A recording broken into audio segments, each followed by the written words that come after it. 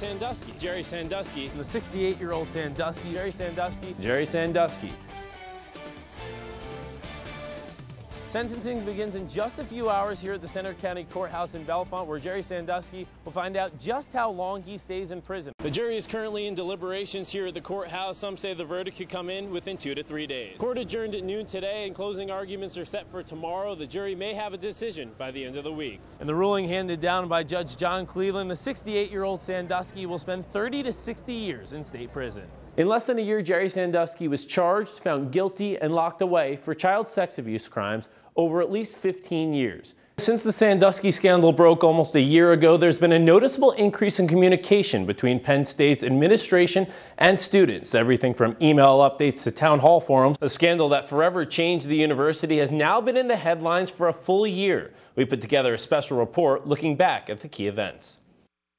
At a Board of Trustees meeting at the Penn Stater in the late hours of November 9th. The football records have been shattered, but the Penn State community is still holding strong. We'll show you how coming up on WTAJ News. Now, to sum this all up for you, football will be played here in Happy Valley come September, but Penn State will not be eligible for a bowl game or postseason game for the next 4 years.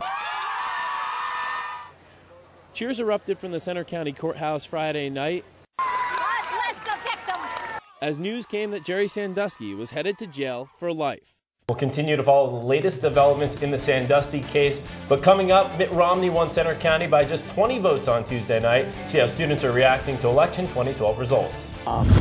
This is pretty spectacular. It really is. Assistant Athletic Director Joe Batista took us through the soon-to-be 6,000-seat Pagula Ice Arena. Look at the view.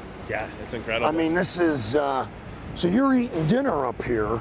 Concealed weapons are allowed in 5 states: Colorado, Mississippi, Oregon, Utah, and Wisconsin. In Pennsylvania, the decision is up to schools whether to allow concealed weapons on campus. Here at Penn State, firearms are banned across university property. For painter Michael Pilato, 48 hours doesn't seem like much of a sacrifice, especially considering the man he's painting sacrificed his life in the line of duty. Every year on September 11th, Pilato paints a new memorial, this year in State College, where he's honoring Lieutenant Michael Murphy, who died on the battlefield in Afghanistan in 2005. If you head out to Tussey Mountain to ski or snowboard, you'll get anything but an icy reception. Even in the early parts of December, there's not a flake in the sky. Although the chairlifts here at Tussey Mountain are completely empty now, just wait a couple of weeks, says the staff, and it'll be completely full and the mountain will be covered in snow. And I'm Jeremy Kahn. We begin with an update on the manhunt for the suspect who attacked and stabbed a woman along a State College bike path earlier this week. The attack happened in a wooded area of Penn State's property near Viro Boulevard on Wednesday afternoon. State police, the National Guard, helicopters, and dogs were brought in to search for the suspect, who is still on the run. State College is getting into the holiday spirit by offering free parking in downtown borough garages to customers.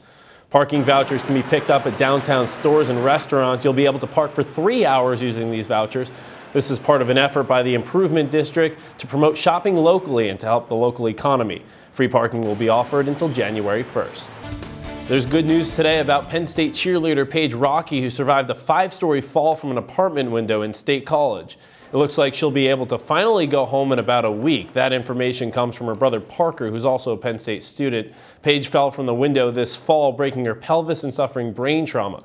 I'm Jeremy Kahn, live at Nittanyville. Coming up in sports, the Nittany Lions look to bounce back into the win column as they get set to take on Indiana.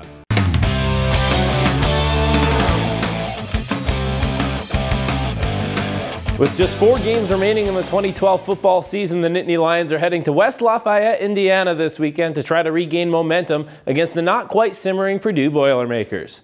And finally to the hardwood, where the men's and women's basketball teams will get set for their first exhibition matches of the season.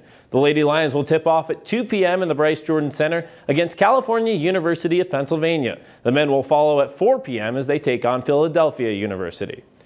That'll do it for sports. The Center County Report will be right back.